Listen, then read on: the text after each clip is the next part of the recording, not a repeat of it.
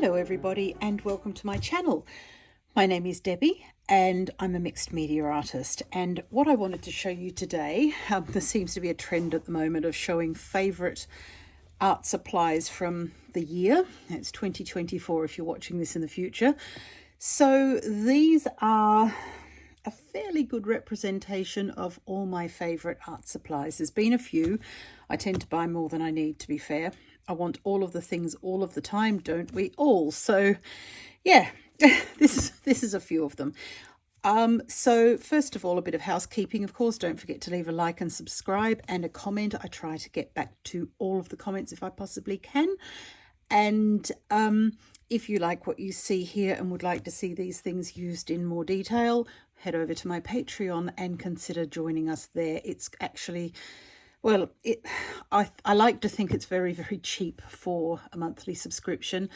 If you can't do that sort of thing, I totally understand. We are all there at some point. My tutorials are also available in the shop, again, for less than €5 at the moment. And yeah, you can buy them individually if something takes your fancy, but do consider joining us because it's really quite good value compared to buying the tutorials individually. And I would love to have you as part of my community. We're a lovely group over there. Right, all of the housekeeping out the way. So I've got a list here of about 10 or 11 things, I think, that I really have loved. The fact I'm glad that I bought them and I've used them, and I can see myself using them a lot more in the future. The first is my Hahnemühle Nostalgia sketchbooks. As I said, I'm a mixed media artist, which means I use everything I can get my hands on. I probably don't use oil paint. That's about the only thing at the minute. Everything else I will use. So I need paper that's going to take what I throw at it. And I usually start with wet media, and then I progress through to dry media like coloured pencils and things like that. So what I've absolutely loved is this is what I do, this sort of work, this bit of collage here. Like I said, mixed media, absolutely everything. But the paper is slightly off-white. If you have a look at it next to my sort of paint everything pad here, this one's pure white. This is a slight ivory color, which is very pleasant to use and very nice, and quite thick. I'd say almost 300 GSM. To be honest, I can't remember, and I haven't written it down, to my intense embarrassment. No, all I've done is written down what the name of it, which is I knew already, so that's very clever of me, but it is really quite good. Like I said, here I've started with pan pastels, I've gone in with gouache and ink, and then markers and acrylic paint and all sorts of stuff over the top, and it takes the lot. And back here, of course, as I said, and these are all very similar, sort of ink and what have you. Back here with this one, I've glued collage down as well. There's quite a bit of collage on there. He's painted, but the rest is collaged, and it's just lovely. So I really recommend Hahnemühle Nostalgia. You can tell that it's the Nostalgia range because they do have a couple of others. This one has a really heavy linen cover, as you can see. It's some sort of fake linen sort of substitute, I suspect, but it looks like linen. So very nice, nicely presented. This little bookmarker and so forth. They come in a few different sizes. I particularly like these A5s. I've also got A4, and that's a new thing for me this year as well, is such a large sketchbook. But yeah, lovely. Everything I want to put in it, it takes it just beautifully. So I can't actually recommend them enough. And the good thing about them that I love most of all is they're not too pricey, because I know some sketchbooks can get ridiculously expensive, and it's all right to say they're great quality. I'm sure they are. However, we've only got as much money as we've got. As simple as that, really. If, you know, it's no point. It's great to get the quality, and we really want good quality because we don't want to put our work onto something that's not going to last. But if you can get great quality that's a little bit cheaper, that's got my vote. These are great quality. They're German made as far as I know. They're certainly a German company. Love them. I would recommend them if you can get them where you live. I know that's not always the case, but these I bought these from Amazon, so do have a check on there. You can get them from the Hanemühle website, and people here, I live in Germany, but if you don't, have a look on Amazon and see what you can get from there. Right, the second thing is a bit of a weird one. This is not purchased, this is stolen from my husband. He has a box of tiles in the shed. This is not one we've ever used. They were here when we bought the house, so I figured, so technically I didn't steal it from my husband. I stole it from the people who owned the house before us, who left it here. It's one of the most useful things I've got. It's great for mixing colours. It's great for using as a palette. I can put a drop of ink on here that you would think, oh, well, it'll all run off. Well, yes, it will if you upend the whole bottle on there. Yes, it will, but you're not going to do that, and neither do I. So it's easier for mixing with a palette knife, for example, if you've got paint on there and you need to mix on here. It is so much easier to mix on a flat tile than on a slightly depressed palette. For example, this one's the one I bought for my inks, and I adore it.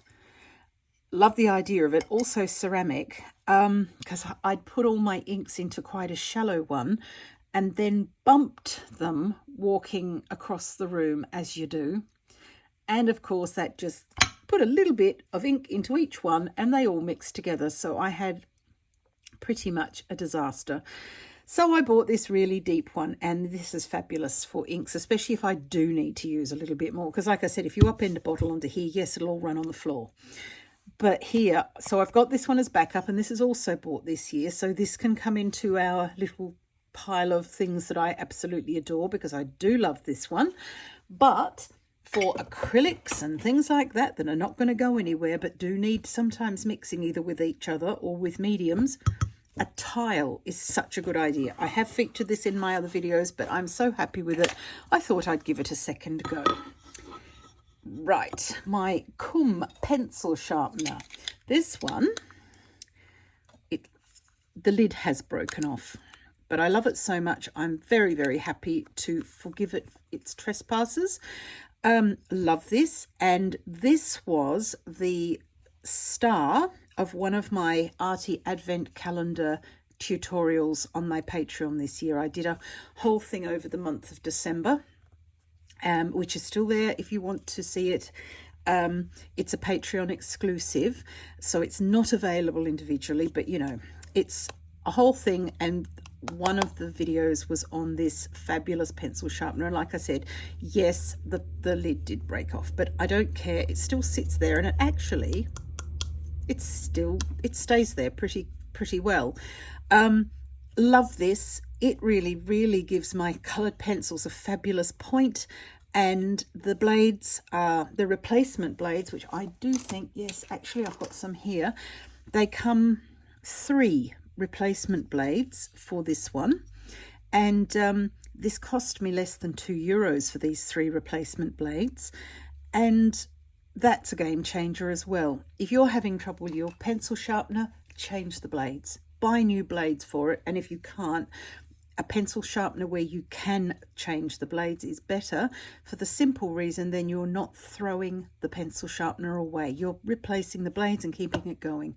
And it's fabulous for that, and I really thoroughly recommend. So if your pencil sharpener is chewing the wood on your pencils, that's the first sign that you need to change the blades, because it's basically a knife.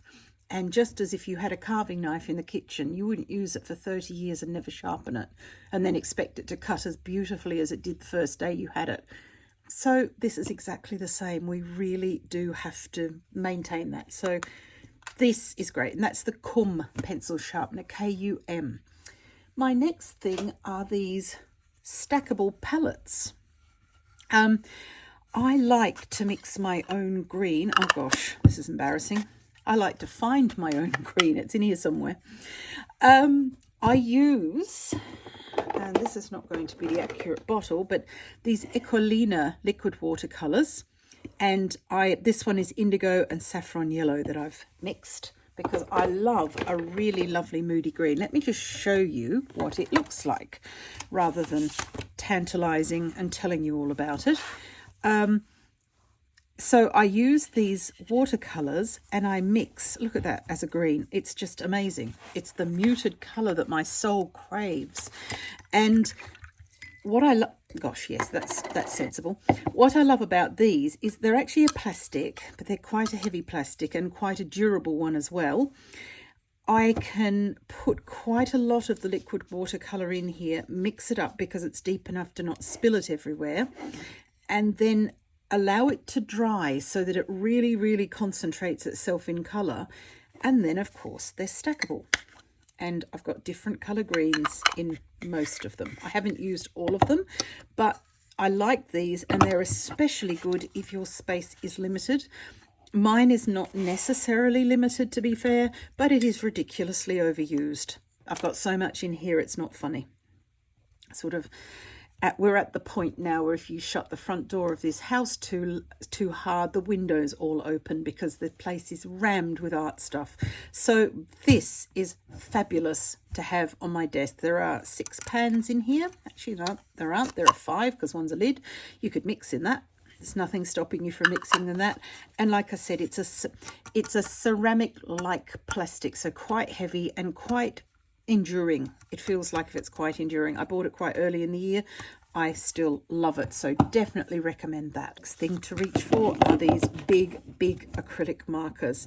Now I've got a few different colors. There are more, and I've been wanting to stop painting with such tiny things. Like, I still enjoy that because I like detail in my work, but my favorite markers to date have been these Tuli Art acrylic paint pens, and these are 0.7 millimeter, which are fabulous. This one's been sitting for a bit, but no, it goes beautifully. Very, very fine lines. These, on the other hand, bit of a mixing ball there. Give it a shake. These are massive. And I love these because I can do a nice quick background. I can also paint, well, you can paint anything at all, because you've got the broad bit and then you've got so there's one broad bit and then there's a slightly narrower bit, and then of course there's the tip. So you can use them in various ways.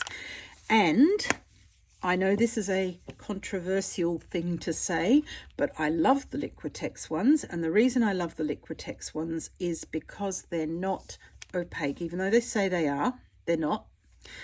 They're quite scratchy and textural, and that's what I'm after in my work. I like those textures. So say, for example, you're painting a piece of scenery with a huge foreground and not much in it. Something like this can make your life so much easier. Because, you know, you can get the textures of plants and things like that just by moving the marker in a certain way. Like I said, I've got a fair few, more than will fit on here. See comment about windows blowing out when you shut the door. But these are some of my favourite brands. I love Edding, I love Liquitex, and the One for All, they're fabulous as well. Refillable, not officially refillable, but you can refill them, and I'm going to talk about that next year. I'm doing a tutorial on that because I want to show how not only can you refill the ones that say they aren't, I'll also go into what you refill them with and how you can change the colours of them, because I've got a couple of other, actually these two spring to mind here. Liquitex again, love them. These two colours are not, they're not colours I use. This is my green, not this. So there are all sorts of tricks of how you can knock that colour back, and one of my favourites is going to be a big spotlight in 2025 is going to be how to do that. So nice big Liquitex markers, or Liquitex acrylic markers, should I say. Edding, One for All, Molotow, One for All, Liquitex, whatever brand. I've got a few Posca markers, but they're smaller. They're the 8mm. These are 15mm. And again, you can just do fabulous things very, very quickly with them, and I love that. Right, the next thing is a bit of a rediscovery, and that is acrylic gouache. Now you might think, well, you know, hey, newsflash, that's not that exciting. There's a reason why my channel is called The Folk Art Factory, and that's because I started out in Australia in about 1996, 94, 90, yeah, about 94 actually, teaching folk art and decorative painting. And of course we did everything with Jo Sonia's acrylic back in the day. Yeah, want to know something? This is one of the tubes that I bought back then, would you believe? It is still usable now, some 30 years later. So this is a good brand. Right. They did not sponsor me to say that. They used to sponsor me because I also write books and magazine articles and so forth like that. So I did once have Jo Sonia's sponsorship, but I don't need it anymore, so I didn't take it. I also love these Turner acrylic gouache. I've got some Holbein as well. Can I put my hands on that? There's one. Holbein. Love these little tubes. Actually, I like these tubes better than the larger Jo Sonia's ones, if I'm honest. These are also a lot cheaper and they don't go off quite as quickly. I can have more colours and do things with them. I still want to do some decorative painting. In fact, just let me show you something here. Just grabbing something. And I started this plate last night, and this is the first thing I have done in about 30 years. So they're not finished yet, but it's well underway, and I'm just loving it. I'm loving the fact that it's so gently repetitive and relaxing. But I did so much of it when it was fashionable in the 90s and early 2000s that I got burnt out and fed up with it and had to have a huge break off doing anything at all. So I'm sort of easing myself back into it now. Probably not going to teach it again. It's not, like I said, it's not fashionable anymore, but I would like to make some traditional pieces for my home. So these are a rediscovery. I haven't used acrylic paint for I don't know how long, but they are actually an important part of a mixed media kit of art products. I've got gouache as well, and I love my gouache. It's my comfort zone and it's my first love. I have watercolor, which is another thing that I use for the wet layer. As I mentioned at the beginning of the video, I work from wet to dry. So I'll start with either acrylic or gouache or watercolor or inks, things like that, and then I'll work through colored pencils, pastels, all sorts of things, right through to markers. So this is an important part of what I do and how I do it, and it's a bit of a rediscovery. So I'm very pleased that I thought, you know what, it's time. And actually this year, 2024, September 2024, was my 30-year anniversary of doing this. So it's a very timely sort of thing to bring back into my life, and I'm very, very happy that I did. The next one is a bit of a weird one. It might seem rather boring, and that is not this pencil at all. That's the one I was making my list with. It's this one. Faber-Castell Pit Graphite in matte finish. Normally when we use normal graphite pencils, you'll see a bit of a sheen. Let me just see if I can show you what I mean there.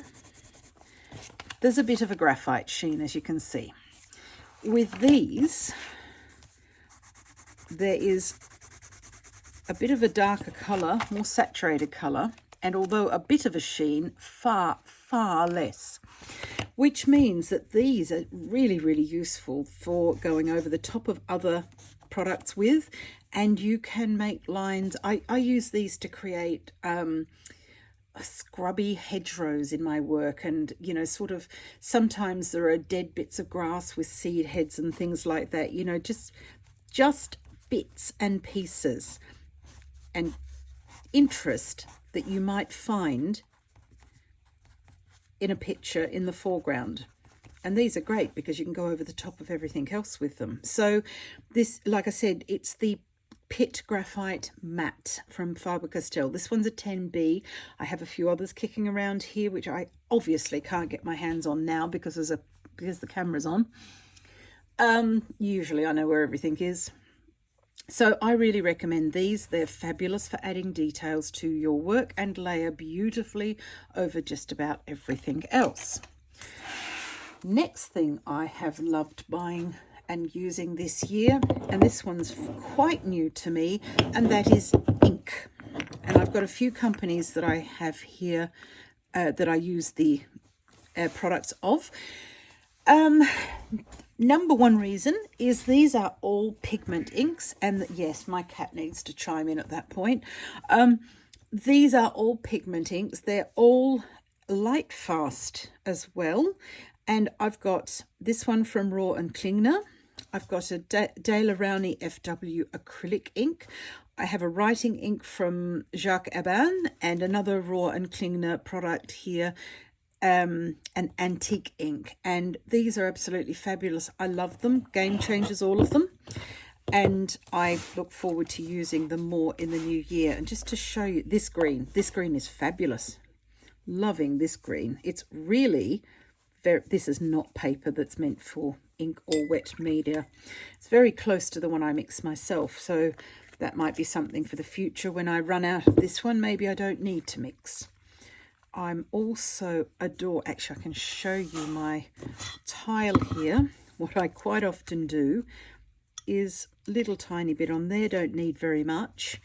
It's extremely pigmented and beautiful to use, and a fabulous colour. Love that. That one's Payne's Grey, and that's the acrylic ink. This one is one that I have reached for again and again. I've got it in a few dozen colours. This one's Gouache, so cloud grey, and it's just the perfect shade of cold. It's sort of cold grey. It's got a really lavender undertone, and it works particularly well on the correct paper. I've just grabbed these colours at random because, like I said, there's a few of them kicking around there, so these are just a random sample. This one's Burnt Umber. Again, really lovely colours, and all nicely muted, which is what my heart needs to make it happy. So yeah, these are my colours. Things are mounting up here now. The next slightly strange addition to my kit this year have been some more jelly plates, and I store them in printer paper, as is actually recommended, rather than the original clamshells. I started, this one wants cleaning a little bit. I started with this square one, and I bought this about 9 years ago, quite famously, and I have spoken about it on here before. I bought this and I used it twice before putting it in a drawer and saying, I don't know, it's a bit meh. It's just not, it's not grabbing me in any meaningful way. Then during September this year, I made a pledge with myself to make sure that I went into all the hidden nooks and crannies and dug out all the art materials and used them. What am I using? Why am I having these? Why are they taking up space in the house? I've had to exchange them for money, which could have been spent on chocolate. You know, they need to come out, get used, or go. So I thought, right, well, what can I do with this? And how can I make it work for me? I don't want to disparage other people's artwork, absolutely not. And some of the work I've seen is utterly, utterly stunning, but it's not for me. And that is where, you know, they'll transfer magazine pages or cover the plate in ink and then put flowers in it and press and do all sorts. That's just not my style. It's not what I want to do personally. What I do is I'm a landscape painter, for first and foremost. Having said that, I'm going to show you a seascape.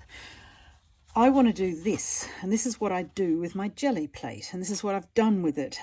This is the original print that I pulled, and I usually get two actually, so I've got a ghost print. And what I do is I'll pull the prints and then work back into them with my mixed media. This is the same print. Funny enough, the bird had disappeared. Like I said before, I think in one of these videos, you can't expect him to wait around, but this is what it looked like after he flew away. So I went back into this with my coloured pencils and markers and other bits and bobs that I use habitually, and this is how it turned out. So I got the two prints from the one sort of application, and this is what I do with my jelly plate. I'm faintly aware, I think there are some other people doing similar, but I don't know. Maybe not. But this is what I like to do, and I decided to buy some more shapes. So I got this one, which is roughly an A5, and then I got this one here, which is a circular one. I love round things, and I bought a circular one, which is quite cute, and I bought this small, probably an A6, which is another small one, which is useful, this size actually. So I've added to my jelly plates, which is really, really strange when I thought, I'm not even using the one I've bought. I'm not ever going to buy these again. I'm going to give it one more go and see if I can make it work. And if I can't, it's got to go. Well, it did kind of work, and I've made quite a few prints actually. And so now I've got more to use and enjoy, and I'm happy with that. This is what I wanted to do with my jelly plates. And that's what I love about art. Like I said, I don't want to disparage other people. That's not what we're here for. But we also don't have to agree with what they're doing and all do the same thing. There are so many different things we can do with our art. It's unbelievable. I mean, I'm using a wall tile as a palette. This is the point of creativity, is you look at something and you say, right, well, I'm going to use it this way, or I'm going to use it that way. You don't have to do all the same things. So that is my jam and rant over. I like doing that. The next thing I've got, this is a tin I bought from Amazon to house them in, are art graph blocks, which are a lot of fun to use. You can use these as they're tailor's chalk on purpose. You can use them to draw with. I don't ever, or I haven't yet, mind you, I've only had them a few months. I go in with my brush and get the colour off and use it again as a first layer for my sketches. I really love that. I love the richness and the depth, the fact that you can layer it up and you can mix them, which is why I've bought these very, very bright near enough primary. That certainly is. These are near enough. You can mix them together. So if you mix a bit of blue and a bit of yellow, you'll get a bit of green.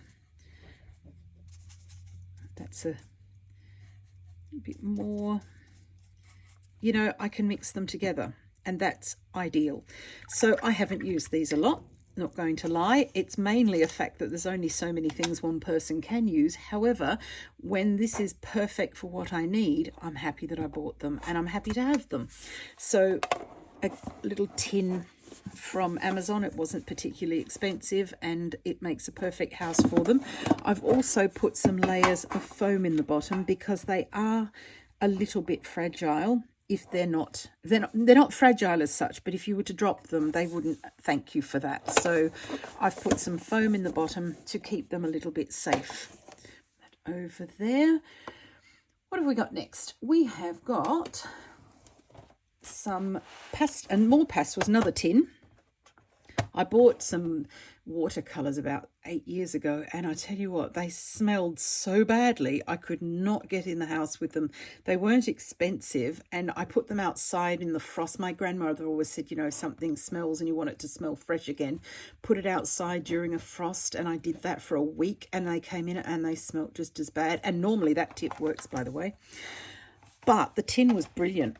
And I wanted to increase my pastels, soft pastels collection to include unison pastels. Like I said, I live in Germany and these are not easy to find here. So I got these from Britain and I needed somewhere. They came in individual boxes, as you can see from the size here, which meant I was forever opening cardboard boxes to see where the pastels were and which colours I needed. I wanted a tin that took all of them. This is a little bit on the low side, but it's not too bad actually. It doesn't quite stay shut, but I don't go anywhere. I paint in my studio, so this is fine, and I can just open it up and there they all are. So upcycled tin from my smelly watercolors, which I did actually in the end get rid of because I thought anything that smells that bad is not good for you.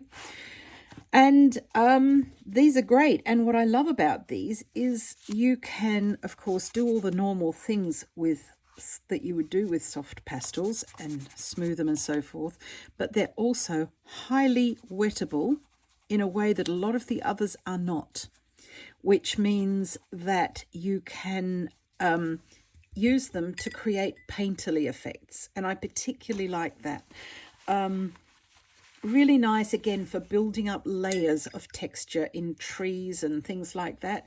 Really fabulous. So super pleased. I've been looking all over the internet for a suitable tin, and I found this one again in the bottom of a drawer. So my September sort of thing, that was really necessary, is to get into the drawers and see what's in there and use what you find. So I found that in the drawer.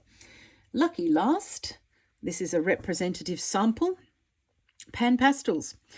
I again bought some of these about 2 years ago perhaps, and I used them once and I thought, well, that's nice, and put them away. They are really capable of a lot, and one thing that I adore doing is using them to put down a first layer, and it's one of the only times when I don't work from wet to dry. I'll work from dry, and I might even go over the top with some paint. So they kind of mix something up for me in my practice, which I find really useful. And I love these dark colors. This one is magenta extra dark. And I have some cheap makeup sponges. I don't buy the soft tools. I buy those. I've got some as well, but they tend to be quite expensive. And these cheap makeup tools are not. I'm very aware that they're not fabulous for the environment. However, I wash these and I've had them for some time. This one's a new one, but I've had these for some of them I've had for absolutely ages, and I keep washing them out and they keep going. And when I say absolutely ages, more than 10 years, some of them, because I bought some of these for some other thing, and they work for the pastels as well. So I just love the softness you can get. Unbelievable. They go over things, all sorts. And the softness is just unprecedented.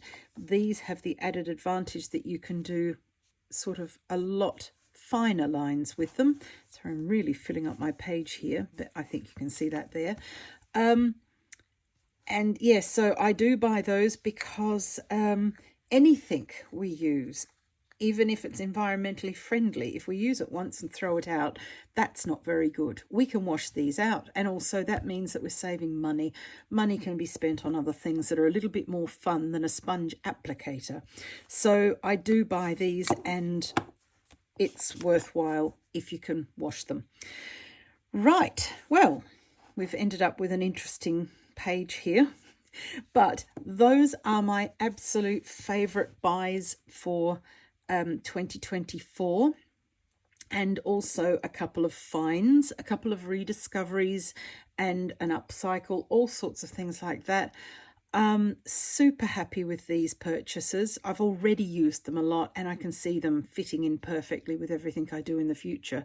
So yeah, I hope you enjoyed that, and you will see me using these into the new year, one hopes, and then buying more, of course, if they run out.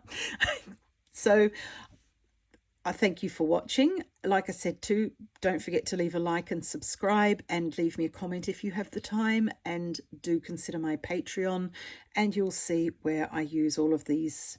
And you've got a little bit of a sneak peek there. I do have a video for the jelly plate style that I use, so you know, that's in the shop on my Patreon page. All of the links are in the description box below, and you'll recognize a couple of the pictures as I flip through that sketchbook in the first part. You'll see some of those tutorials as well.